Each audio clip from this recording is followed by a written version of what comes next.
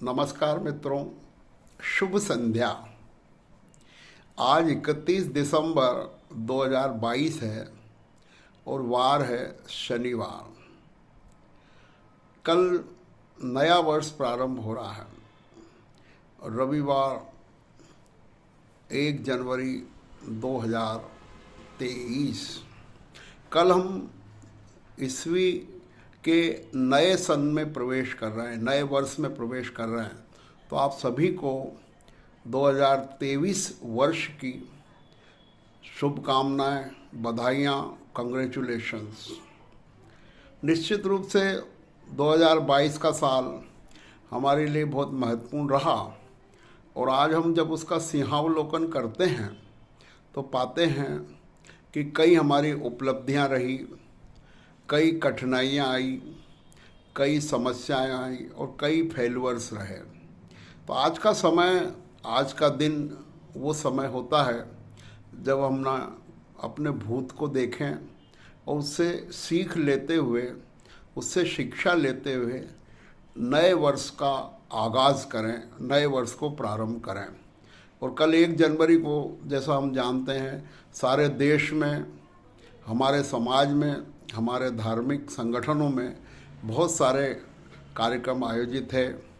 विशेषकर मंगलिक का कार्यक्रम कल हर स्थान पर आयोजित है, चाहे वो इंदौर हो या अन्य शहर।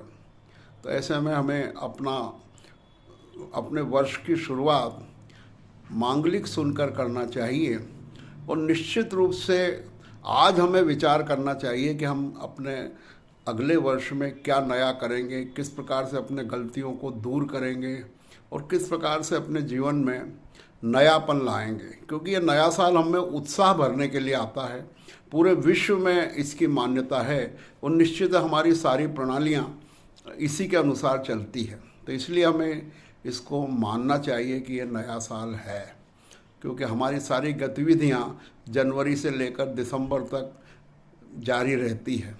हमारा प्रयोग हम उसका जीवन में करते हैं। कई विषय मेरे दिमाग में घुमड़ रहे हैं जिन पर विचार आवश्यक है, पर एक वीडियो में वो सारी बातें कहना थोड़ा संभव नहीं है। पर मैं ये कहना चाहता हूँ कि विशेषकर शुरुआत करते हैं अपन युवा पीढ़ी से। युवा पीढ़ी जो अभी अध्ययन कर रही है और विभिन्न कॉम्पिटिटिव एग्ज़ाम देना चाहती है या दे रही है, उनसे मैं कहना चाहूँगा कि कैरियर को एक बहुत महत्वपूर्ण काम माने, परंतु जीवन से अधिक महत्वपूर्ण नहीं। जब मैंने पेपर में पढ़ा, सुना कि कोटा में कई विद्यार्थियों ने आत्महत्या की है, तो बड़ा चिंता का विषय है ये कि हम एक कॉम्पिटिटिव एग्ज़ाम को या एक कैरियर को या एक पढ़ाई को या एक परीक्षा को जीवन से ज़्यादा महत्वपूर्ण समझते हैं, जबकि ऐसा नहीं। और इस संबंध में मैं उनके पेरेंट्स से भी कहना चाहूँगा कि किसी भी बच्चे पर इतना दबाव न हो कि वो डिप्रेशन में चले जाए, दुखी हो जाए। वाकई में हम जीवन को सुखी बनाने के लिए अच्छा कैरियर चाहते हैं, और अगर हम सुखी रहें ही ना तो वो कैरियर कोई काम का नहीं है। इसलिए निश्चित रूप से तैयारी सारी करें, परंतु अपने स्वास्थ्य का, अपनी मानसिकता का, अपनी क्षमता का ध्यान रखते हुए ही कैरियर में आगे बढ़ें। हर कैरियर खुशी देगा। लोगों ने मान रखा है कि IAS, IPS या बड़े CA बनने पर ही जीवन में सुख है, डॉक्टर बनने पर ही जीवन में सुख है, इंजीनियर बनने, नहीं, ऐसा नहीं है। हर पेशा, हर व्यक्ति, हर काम आपको सुकून, आनंद और पैसा दे सकता है। इसलिए ये मान्यता सुधारें कि एक पर्टिकुलर काम करने पर ही हम अच्छे कहलाएंगे।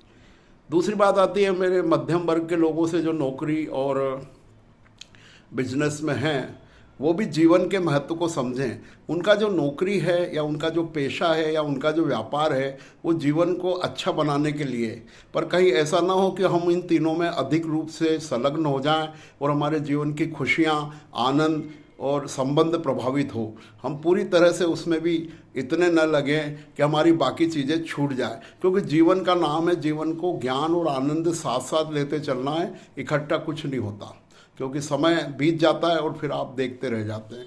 इसलिए जो व्यक्ति मध्यम रूप से हैं, लगे हुए हैं, उनसे नए साल में मैं कहना चाहूँगा कि वो अपने जीवन को समग्र रूप से जिएं, जीवन में कमाएं भी पर स्वास्थ्य का भी ध्यान रखें, जीवन में धर्म को भी अपनाएं, जीवन में आनंद को भी अपनाएं, जीवन में यात्रा को भी अपनाएं, जीवन में सहयोग भी करें, परोपकार भी करें, सब काम साथ साथ करें।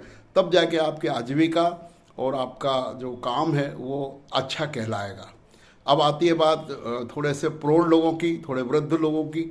वो व्यक्ति जो अब जीवन में काफ़ी काम कर चुके हैं, उनकी उम्र 60 या 65 या 70 हो चुकी है, उनसे मेरा अनुरोध है कि अब जीवन का ये उत्तरार्ध है, समय कम है, इसलिए आपके लिए ज़रूरी है कि आप धीरे धीरे अपनी आजीविका से, अपने बिजनेस से, अपने पेशे से थोड़ा सा निवृत्ति लें, उसको कम करें, अपने दायित्वों को कम करें और जीवन में परोपकार को अपनाएं, धर्म को अपनाएं, सहयोग को अपनाएं, लोगों का मार्गदर्शन करें। इस प्रकार से अपने जीवन में बदलाव लाओ। अगर 60-65 साल के होते हुए हम केवल आजीविका में लगे रहते हैं तो ये आपकी बहुत बड़ी कमी है, गलती है। आप जो समाज को देना चाहते हैं, देना चाहिए, वो नहीं कर पाएंगे। इसलिए ये बहुत ज़रूरी है कि आप थोड़ा सा, जिसको वानप्रस्थ आश्रम कहते हैं, कि अन्य लोगों की भी सेवा कीजिए, परिवार पर भी ध्यान दीजिए, पर दायित्वों से धीरे धीरे मुक्त होइए।